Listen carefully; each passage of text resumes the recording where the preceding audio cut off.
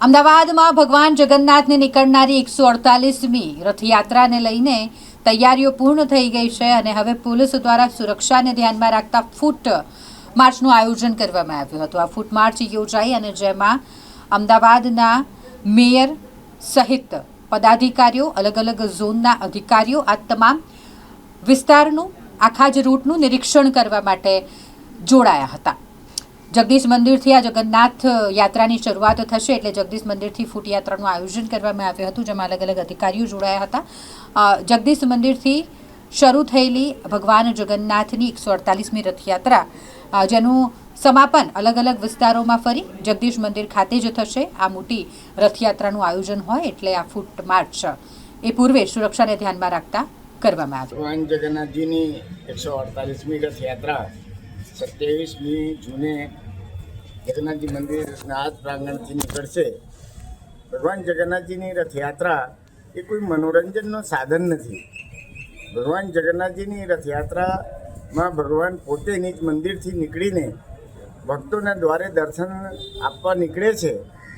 તો એમાં આપણે બધા શ્રદ્ધાપૂર્વક ભગવાન જ્યારે આપણા દ્વારે આવે તો ભગવાનનું સ્વાગત કરીએ, ભજન ગાઈએ અને જે આત્મિક અશાંતિ હોય એને પણ શમનનો પ્રયાસ કરીએ.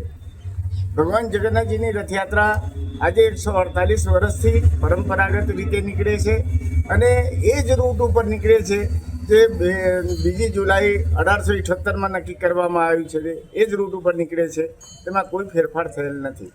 ભગવાન જગન્નાથજીની 148મી રથયાત્રા પરંપરાગત રીતે નીકળનાર છે.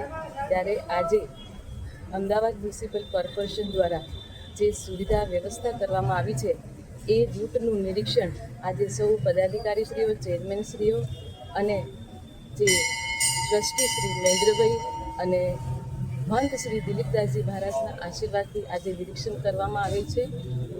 અંદાજિત રથયાત્રાના 14 કિલોમીટરના રૂટ પર રોડ રસ્તા રિસર્ફેસ કરવાના, ઝાડ ટ્રીમિંગની કામગીરી અને હેલોજન લાઇટો અને પાણીની પરબ અને ફાયર બ્રિગેડ અને આરોગ્યની સમસ્ત સુલભ સુવિધાઓ ઉપલબ્ધ કરવાનું આયોજન કરવામાં આવે છે.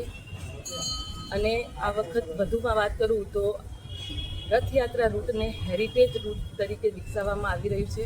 હાલમાં માત્ર જગન્નાથજી મંદિરથી લઈ ખમાસા અને એએમસી દાણાપીઠ ઓફિસ સુધી 1 કિલોમીટરથી વધુના રૂટનું નિરીક્ષણ કરવામાં આવે છે અને જ્યાં જરૂર જણાય ત્યાં અસરકારક અને વિશેષ જે આયોજન કરવામાં આવ્યું એના માટેનું અહીંયાથી સૂચનબદ્ધ કરવામાં આવે છે.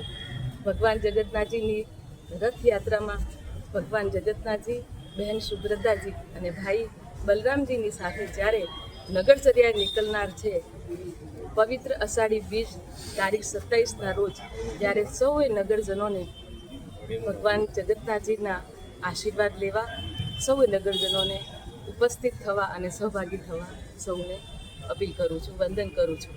અને આજે જે રથયાત્રાનું જે રૂટ છે એમાં જે કોઈ આવી કોઈ આમ તો બધી જ વ્યવસ્થા કરવામાં આવી છે, પણ કંઈક ખામી રહી ગઈ હશે તો અહીંયાથી સૂચન કરવામાં આવ્યું છે, જેમાં કે કોઈ ઝાડ કદાચ કોઈ થોડીક વરસાદના